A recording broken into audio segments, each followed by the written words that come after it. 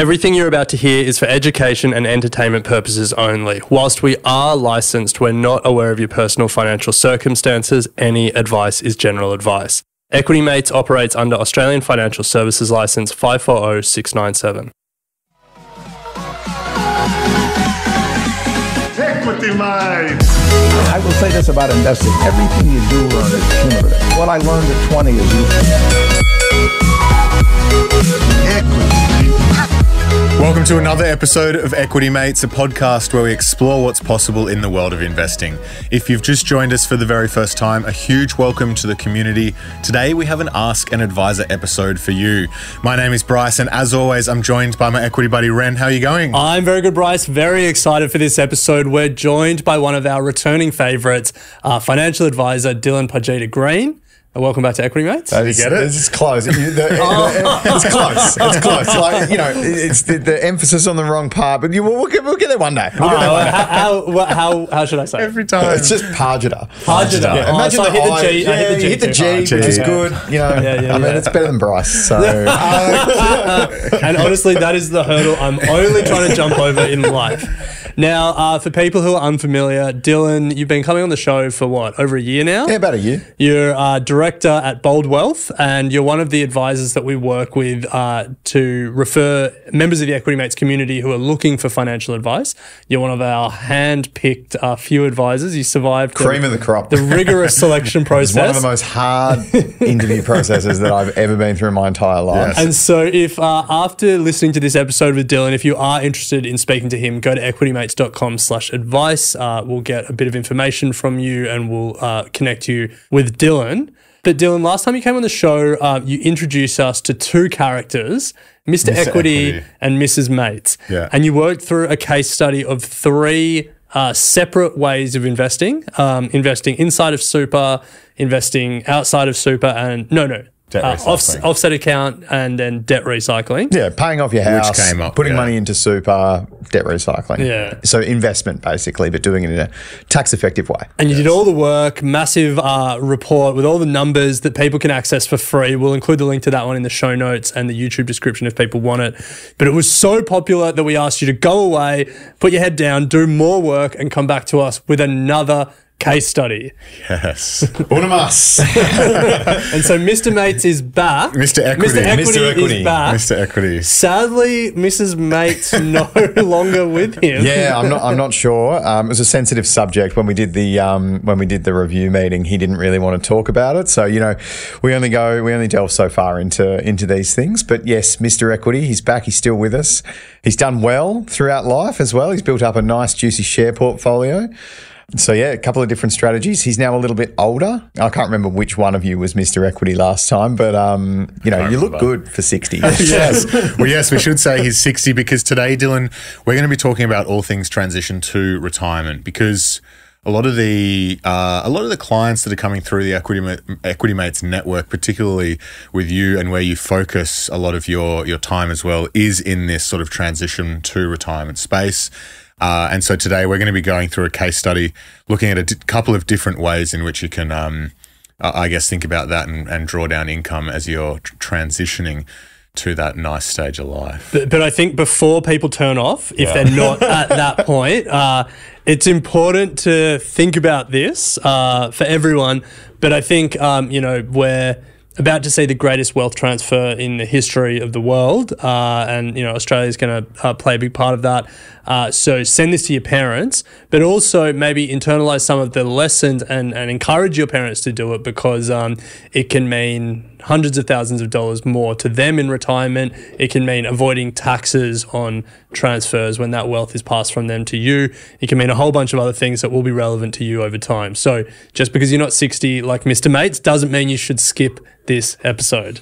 Is that fair to say, Dylan? That is 100% right. And like at the end of the day, everything that we're talking about now, everyone will eventually get to that stage, whether or not it's the same legislation points, whether or not it's exactly the same as what we're talking about right now. We're all working towards this idea of like financial freedom, retirement, something along those lines. Everyone has a slightly different point at which they want to achieve that. But that's the goal, right? We all want to get to being able to not necessarily have to get up in the morning and go to work. We can choose to do so, but we want to be able to make that choice. We don't want to be forced to do it. Some good strategies for that time. I love this time of people's life. It is like, it's one of the most fun financial planning times, I think, because, you know, when we're working with accumulators, the more you do when you're younger, the better you will be, right? Like the better off you'll be. If you start investing from a really young age, you'll be in a way better spot than if you hadn't, right? I feel like I'm preaching to the choir of all choirs when It's I always say good to be this. reminded, though. It's always good, yeah. Like, keep investing. But so many people that we talk to have this sort of turning point where they sort of wake up one morning and look in the mirror and go, holy moly, I am not going to work for much longer and I don't know what that's going to look like. And it's actually quite scary for people. Unlike someone who's in their 30s or 40s and maybe has 20 more years of work, we've got a lot of time to play with. So we can really, you know, we can say, hey, you know, you don't need to save that much. You don't need to do that much. Just do the basics, compound for the long term, and you'll be in a really good spot. We get to make like instant change with these people. It's awesome, right?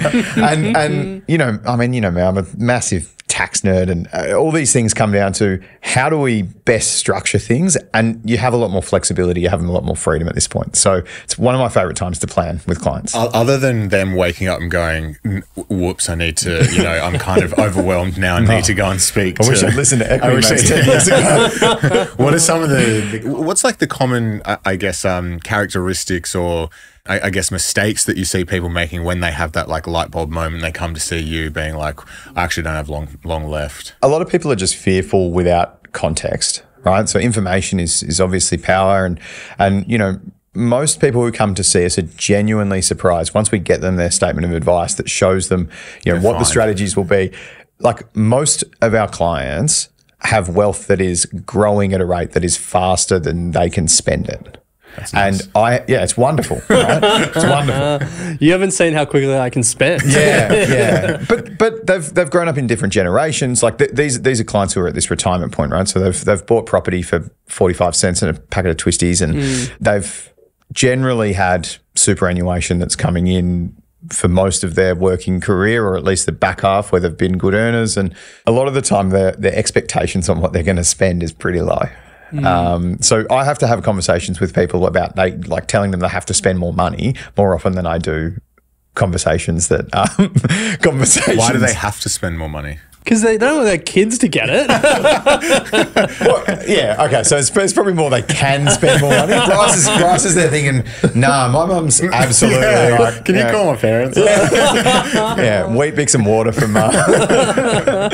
but it's one of those things that we have to help clients understand that they've worked all their life to get to this point where they have the ability to, like, they've saved and they've worked and they've done all this, and now, like, do the thing that is fun. It's the thing I say about accumulators as well. Like, do more stuff that makes you happy during the time that you can. Don't save everything that you earn, because we only get to do this once. And more often the conversation around 60 is, I now need to go and do some of this stuff because I should have done it 20 years ago. So there's two concepts that we're going to introduce for people today, and then we're going to work through your case study with Mr. Equity and talk about how embracing these two concepts can make a meaningful difference to his retirement, but also, I guess, to the wealth transfer to his kids. So let's start with the first concept, which is transition to retirement income stream. So what is it? At the wonderful age of preservation, which I always think is I find that such an interesting absolutely terminology. I mean, you know, if they could have picked something that didn't make you feel like a raisin. I know. Yeah, like access. It's like shit. Preservation ready age. to eat God. apricots. No, so when we hit, for a time was between the ages of 55 and 60, and then it slowly, gradually has now moved up to basically once you hit 60, you can access what's called a transition to retirement pension, or you get access to your superannuation. If you're still working between the ages of 60 and 65, you can't just go full barrel into your super and access, but you can open one of these TTR, a transition to retirement pensions, where you're able to access up to 10%. Now, we're not doing that just to take a whack out of superannuation and start to spend willy-nilly. Certainly wouldn't advise that unless there's, for whatever reason, you're stopping working and you've got squillions of dollars and whatever. But the majority of the time, the benefit of this is for people that are continuing to work from the age of 60 to 65. They're in a medium tax bracket. So not you're earning over the 250, 260 sort of rate, but, you know, in between sort of the 120 and the 200 range, where your average marginal tax bracket on that money is about 39%. And you're not capping out your superannuation contributions already. What we then have the ability to do is draw down some of our superannuation balance tax-free and put some additional money into superannuation without changing the amount of income we have in the bank at the end of the day. So, for example, if I earn $100, it's taxed at 39 cents on the dollar, and I get 61 cents. If I put it into super, it's taxed at 15 cents, so I get 85 cents, right? But now what I can do is I can put the 85 cents into super. I can take 61 cents on the dollar out, $61. My pay has stayed the same, but my superannuation has grown by $24 or 24 cents on the dollar for every dollar. Now, if you do that, 15 grand a year, say, every year, you've got about 5-10 grand extra going into superannuation, compounding for the last sort of 7 years. So it's a nice little boost for someone, and it doesn't actually affect your cash flow. Yeah. So it feels like a no-brainer. Is it something that anyone at that age, when they come to see you, it's just like, let's do this, or are there risks associated? It's not right for some people? It's not right for people that are already capping out their super contributions. It's also not necessarily right for people that have surplus cash flow. Because in that case, I'd probably just be saying, well, let's allocate that surplus cash flow as a tax deductible contribution. If you don't need it, why are you pulling out that money from super as well? So you don't necessarily need the pension part at that phase. Though the transition to retirement pension is different to an account-based pension, which is what you can open when you get to 65 or if you're retired. And that's got 0% tax on earnings. Yeah. And that's what we'll talk about in a little bit as well. But there's not a huge benefit of moving unless there's this tax arbitrage there to a transition to retirement, because your superannuation tax rates are the same. So it's really about the income that's coming out.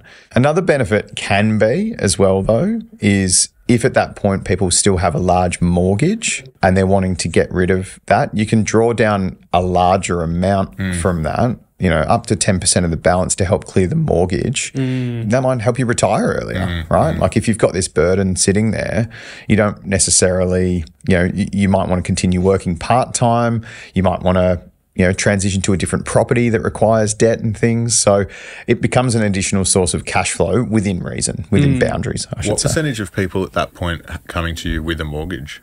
It's more common than you'd think. Yeah. And so is that still the priority? Get rid of it? I think for a lot of people, we do tend to try and model out clearing your debt by the time that you're stopping working. Yeah, I feel like most people in most situations couldn't stop work and still pay off their mortgage. Yeah. And that said, though, a lot of people, when they get to that point, they might have 100 grand left or something like that. True, and it's a relatively small amount by comparison to the value of the property and things. Yeah. But, you know, that is just cash flow. So at the end of the day, if you are able to pay it off in the lead up to retirement, fantastic. But if you're not, right, like in the case study we did last time, you've got all this extra money in superannuation because you've been using that as a tax effective vehicle to grow. That's at the point where we go, cool, well, let's start a TTR pension. We'll pull it out at 60 and we'll clear the balance of the mortgage. That means you've got more cash flow during the years between 60 and 65. That might mean that you can work less. Yeah. It might, you know, if superannuation is going to take care of you from that point onwards anyway. Yeah. So there are two use cases that you've mentioned there. One is one is just making more money. Like just that first one is just a tax effective strategy. Yeah. But I guess, topping up, making additional contributions to your super and supplementing your income with the TTR. Then there's also the paying off the mortgage. Are there any other sort of use cases that you commonly use this for? They're probably the main two. It's really, you know, this is the time of life where we really want to get as much money into superannuation as possible. So whilst the TTR strategy is concessional contributions, which we love because you get the tax deduction on them, a lot of the time we're actually putting considerable amounts of non-concessional contributions. So after-tax contributions. And is that to set yourself up with the account-based pension? 100%. Yeah, okay. Yeah. So really common ones that we see, either large parcels of shares that people have built up. So, we've got a lot of clients who got CBA shares and CSL shares and these things at the original listings, right? And they were $2, $3, and now they're 300 and 100 or, they're worth a lot of money. Our goal is to sort of go, okay, well, as you capitalise on those and as you receive dividend income, if the money is enough, you're actually going to continue having to lodge a tax return every year. You're going to continue to do that. So if you want to keep holding CBA shares, fantastic, but let's sell them, contribute to super, make a concessional contribution, offset the capital gain and rebuy the Commonwealth Bank share or the CSL share or whatever you want. If you want to keep holding that direct stock, but do it in a 0% tax environment. Yeah. The other benefit of that... Are you allowed to do that? That's not like a wash sale or anything? Because there's like a strategy for it. Well, and it's two different ownerships. So superannuation's a trust held for you. True. Investment assets held for you as a beneficiary. So it's a change in investment strategy. It's a change in beneficial ownership. Yeah. It's the technical language around the ATO. What is that? Bryce is going to get arrested if he keeps talking like that. But no, I mean, the government's also getting a percentage of that, right? They're getting contributions tax. So they're not that unhappy about you putting money into super.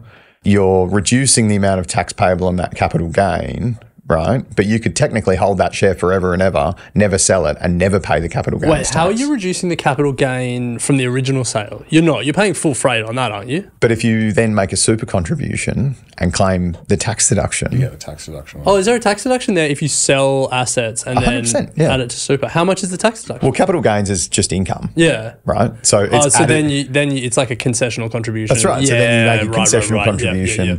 So we'll do that with a lot of clients who have built up investment worth. And that's something that we'll do with clients in their 50s, even their 40s, right? If they've built up considerable accumulation wealth, which is what, a lot of the clients we deal with through the podcast and a lot of our accumulation clients are doing, we'll then start to transition their portfolios as they get closer. Right? Yeah. So as we get sort of within reaching distance, Which is what? Well, it's different for everyone, right? It depends on how much money you've got. If you want to retire at 50, you have to have enough money for that 50 to 60 range. Yeah. If you want to retire at 58, well, we can put more money into super. Yeah. But of course, everyone's goal is different. Everyone's retirement position is different. And that's why we have the conversation. What's important to you? So for people who are moving into this transition to retirement account, how should they think about the investing questions? Managing volatility, I'm sure, is a question at the moment. Things around asset allocation. How do you approach those investing questions? So it's very similar to broadly superannuation at that stage in your life anyway, right? Like as we get closer to drawing down, we want lower volatility. We want to be able to still get sustainable returns. We still want to have growth assets in there because they're what provide us income and the ability to sustain that income. We can't just go all cash or all bonds or anything like that. But it's no different to accumulation super in that when you're at that stage, you should be thinking about de-risking your portfolio slightly.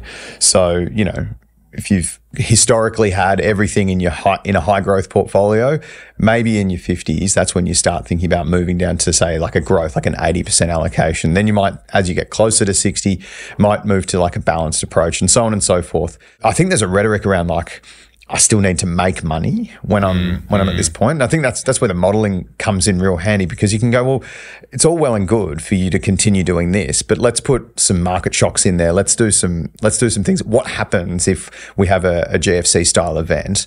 And are you going to be comfortable not drawing down your normal amount for a year or 2 years to allow the market to recover? Well, mentioning modelling is probably a good transition point to reintroduce Mr. Market to this conversation, Mr. Equity to this conversation. I'll get his name right eventually. And for people who want to play along at home, this resource that Dylan has prepared is available. Link is in the YouTube description or the show notes, so you can read along with us. But I guess what you've tried to demonstrate here is the actual benefit of this transition to retirement pension, like in terms of dollars and cents. Yeah. For Mr. Equity, who is purely hypothetical. Yeah, and I think over the 7 years between 60 and 7, it was just under $100,000 extra you end up in superannuation. You know, this is for someone who's earning 150 grand a year.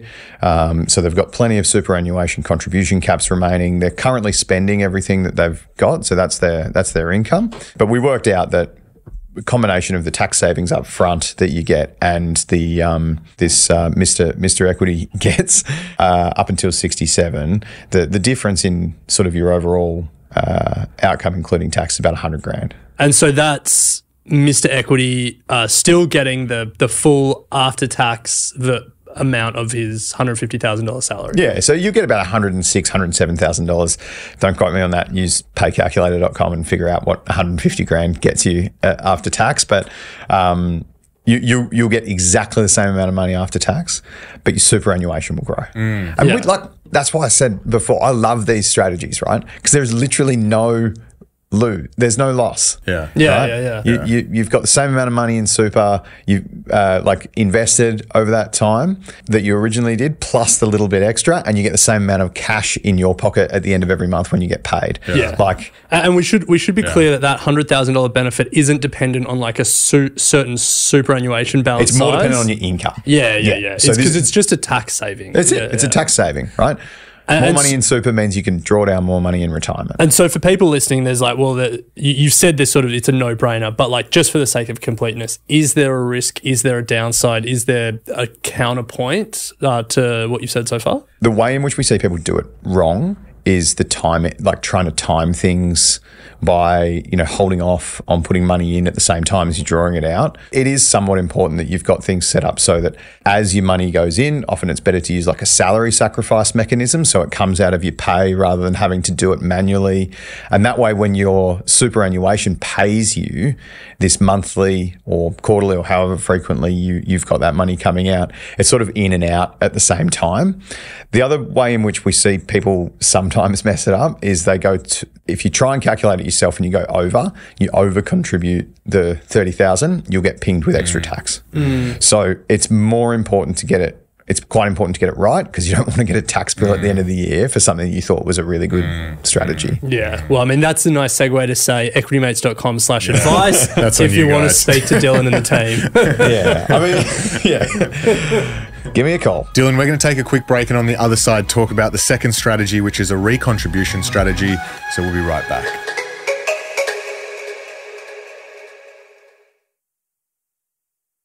Welcome back to Equity Mates. We're here with Dylan from Bold Wealth, one of our hand-picked trusted advisors who is working with many Equity Mates community members, both in accumulation stage and in pre-retirement and retirement. And we've just spoken about transition to retirement income. So Dylan's made us 100 grand so far. Yes. How much can he make us in the second half of the episode? Yeah. Well, make Mr. Equity in the second half of this episode. So the second strategy is a recontribution strategy. So let's just start with the basics. What is that? And how does it actually work? It's interesting, right? You said, how much can I make Mr. Equity?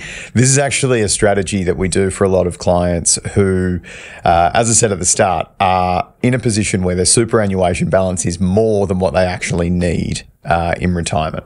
Right. So we're forecasting that by the age of 87 or 90 or 100 or however long people think that they might want to live or go to live, that their superannuation is going to outlast them, and generally quite considerably. We talk about this intergenerational wealth transfer. When superannuation passes from the person who has built it up and earned it to a non-financial dependent. So this is really important. Non-financial dependent basically means anyone that's not a child under the age of 18 or a spouse. Yeah. So when that happens, there is a tax on the taxable portion of that that's paid by the superannuation fund before the money goes. So the example we've given here is someone that starts with $1.5 million in super, and they're drawing down an income every year from their account-based pension, happy days, but they're 100% taxable, which means that they've accumulated that by their employers putting money in every month or however frequently. And that means that if that money was to pass to, say, one of their adult children who were also working and things at the time, they would probably cop a big tax bill on that. So a recontribution strategy is not so much about the individual, but it's actually about legacy planning. And it's about... This is why we're saying if you're young and listening to this, send it to your parents. Basically tell your mum and dad that they're going to give you money and the government's going to steal it. So, you said it's not about the mum and dad per se. It's not about Mr. Equity, but it's about legacy planning. That's right. Yeah. What the purpose of a recontribution strategy is to take additional funds out of your account-based pension and then utilize the non-concessional contributions, which are after-tax contributions, putting money back into super, and as a result, that turns into non-taxable monies to be then passed on later.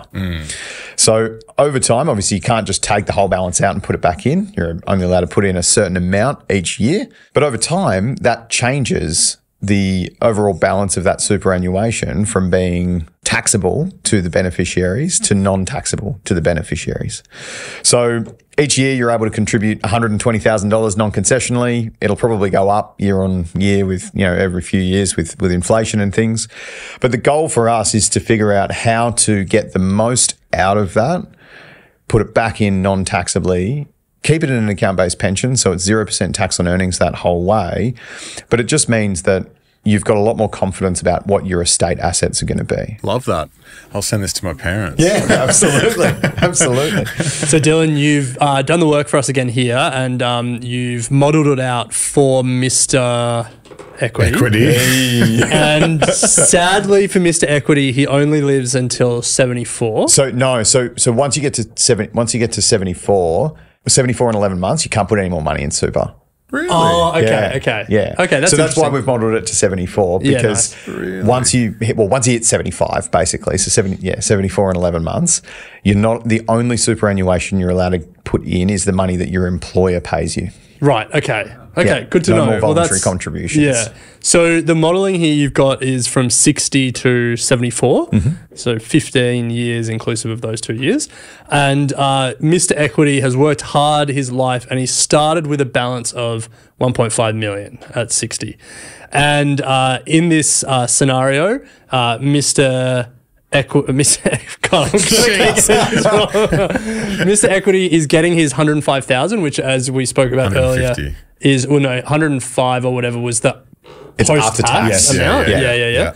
But there's two scenarios. So one scenario, that's all he's taking, and then the other scenario, he's taking a bit extra and then recontributing that amount the same. Yep. So net, there's the same amount of assets. It's just one has gone through this recontribution cycle.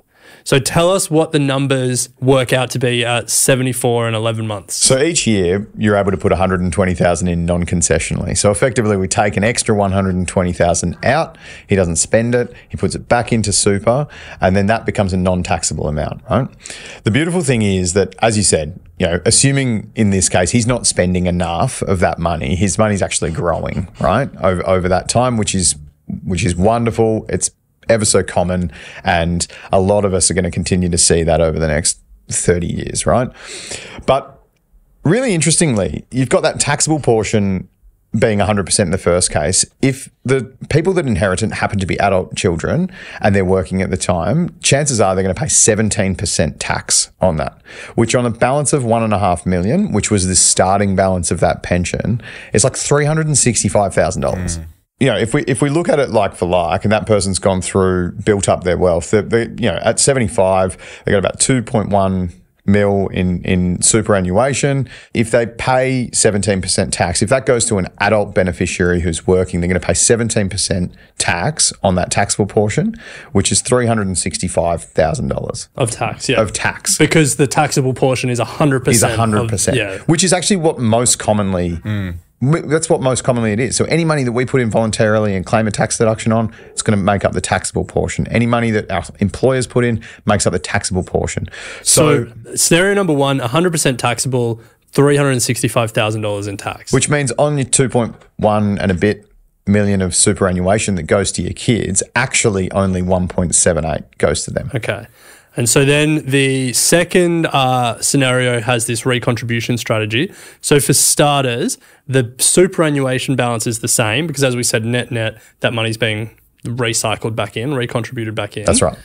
But it's not 100% taxable anymore. So what percentage of the balance is taxable? So over that time, assuming that you're able to get the 120 in every year, and you know, all things else being equal, you manage to split that 2.1 to about 815,000 and 1.3 million. So 815,000 remains taxable, right? Unfortunately, that was the most that we could do over that strategy, but 1.3 million of it is now non-taxable, which means that for the same beneficiaries, the same outcome, exactly the same, the kids now only pay 138,000 of tax. So the net amount is just over 2 million instead of 1.78. That's $220,000 more inherited by the children. Absolutely. It feels like a no-brainer again, but it like you've got to be in a decent position to do this, right? You do have to be in a relatively good position, but it's also important to recognise that,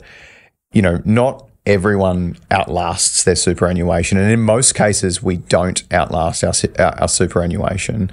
That will become increasingly common over the coming years, and there is no real downside of doing something like this.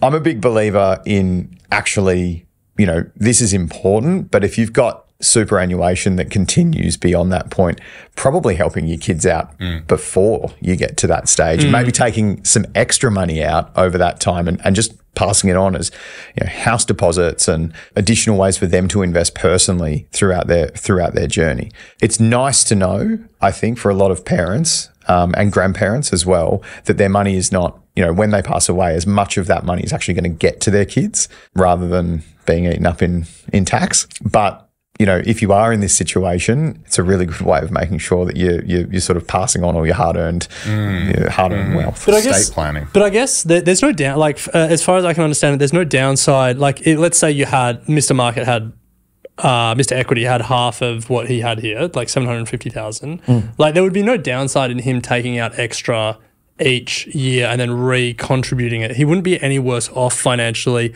even if he wasn't sure if his super would outlast him or he would outlast his super. 100%. Is that right? Yeah. Like we do this with majority of our clients who have balances between that sort of 500 and 1.5 million base. It doesn't take the 10 years if you've got 750,000, right? Eventually you get to 100% non-taxable. Yeah. But it's a really key strategy because like that's important. It's really important for a lot of people to pass on a legacy of some sort, right? Like we build wealth all of our lives and we want our kids to be ahead, but it's also important, as I say, you've got to give to your kids while you're alive, right? You'd rather see them be happy whilst you're alive rather than, have all that money. Rather than have 2 million in your super.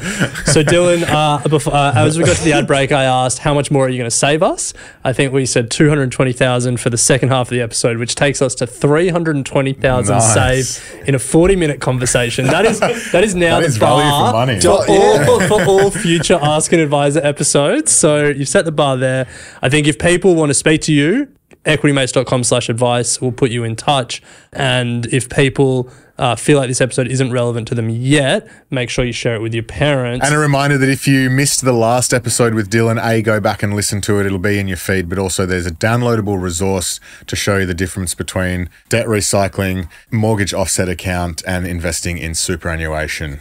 That episode went off, and I think you started the craze here at Equity Mates for debt recycling.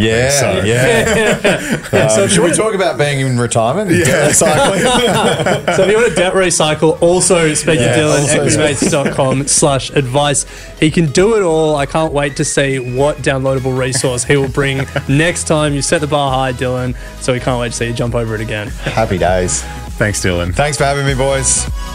You have been listening to an Equity Mates Media production. In the spirit of reconciliation, Equity Mates Media acknowledges the traditional custodians of country throughout Australia and their connections to land, sea and community. We pay our respects to their elders past and present and extend that respect to all Aboriginal and Torres Strait Islander peoples today.